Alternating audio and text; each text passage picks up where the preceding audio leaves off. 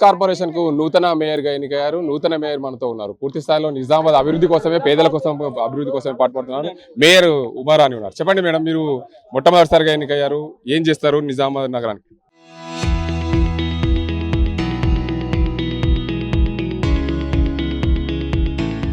నిజామాబాద్ నగరానికి clean green సిటీగా మార్చాలని రేవంత్ అన్న అన్నాడు, మహేష్ అన్న అన్నాడు.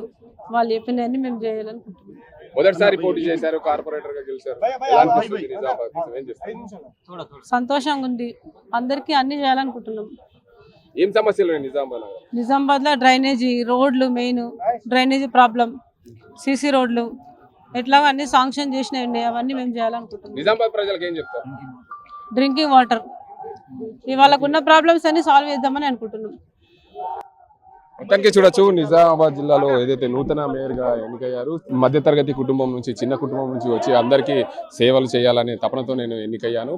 నాకు రాష్ట్ర ప్రభుత్వం ఏదైతే అవకాశం ఇచ్చిందో దాన్ని ఏదైతే సద్వినియోగం చేసుకుంటున్నాను. రాష్ట్ర ముఖ్యమంత్రి రేవంత్ రెడ్డి అనుచరం మేరకు అదే పిసిసి అధ్యక్షుడు నన్ను నిజామాబాద్ మేయర్గా చేసినందుకు ధన్యవాదాలు చెప్తాను. నిజామాబాద్ ప్రజలకు ఎలాంటి ఇబ్బందులు లేకుండా డ్రైనేజీ, నీటి సమస్య, అదేవిధంగా ఇతర సౌకర్యాలన్నీ కూడా కల్పించే దిశగా ప్రయత్నం చేస్తామని చెప్తున్నారు నూతనగా ఎన్నికైన నిజామాబాద్ మేయర్ కూరగాయల Uma Rani.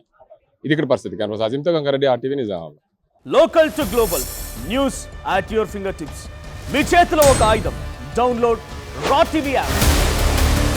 Media legend Ravi Prakash is back.